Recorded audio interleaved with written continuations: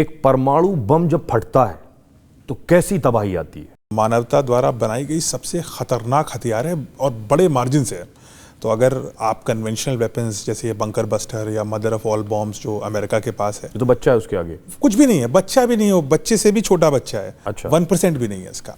Compare करते हैं इसको, 3 प्रकार का होता है। पहला तो यूरेनियम बेस्ड बॉम्ब जो ईरान बना रहा है, जो हिरोशिमा में है, जो भारत के पास भी है। अब एक typical uranium fission bomb anywhere जो उसका यील्ड होता है, जिसको यील्ड में नापते हैं, anywhere between 5 to 15 kilo ton TNT के बराबर होता है। यानी अब इसका विध्वंस देखते हैं।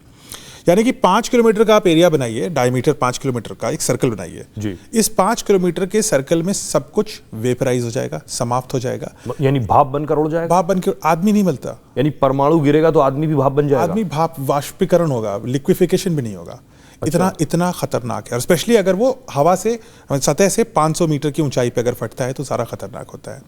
ऐसे हिरोशिमा में उसे 500 मीटर ऊपर ही उसको थोड़ा डिटोनेट ऊपर ही करते हैं, उसको गिरा के डिटोनेट नहीं करते, उसको हवा में एयर बर्स्ट करते हैं उसको। अच्छा। उससे उसका जो डिस्ट्रक्टिव पावर है वो और ज्यादा होता है। इतना होता है कि लोहे तक को गला देगा। तो इतना खतरनाक है।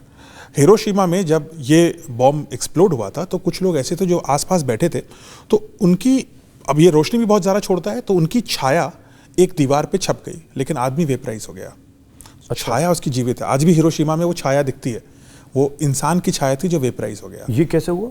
अब इंसान तो बना है, उसकी शेडो, आप उसकी शेडो बच गई क्योंकि इतना तेज रोशनी आई तो सीमेंट की दीवार पे इतनी तेज शेडो पड़ी, उतनी शेडो, और वो शेडो दिखती है अलग, लेकिन आदमी जिसकी शेडो थी वो वेपराइज हो गया, पता भी नहीं कौन था, वो बस उसी पोज में शेडो है।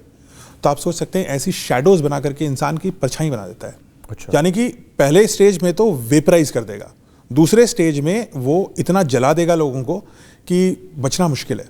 लेकिन तीसरे दायरे में यानी 15 किलोमीटर के बाद भी अगर कोई खड़ा है तो भी वो सेफ नहीं है, क्योंकि उसके ऊपर रेडिएशन बर्न्स होंगी और कैंसर जैसी बीमारियां होती हैं, और कुछ लोग रेडिएशन से मर भी सकते हैं तुरंत, और कुछ लोग लॉन्ग टर्म में मरते हैं, वो और भी बुरा होता है।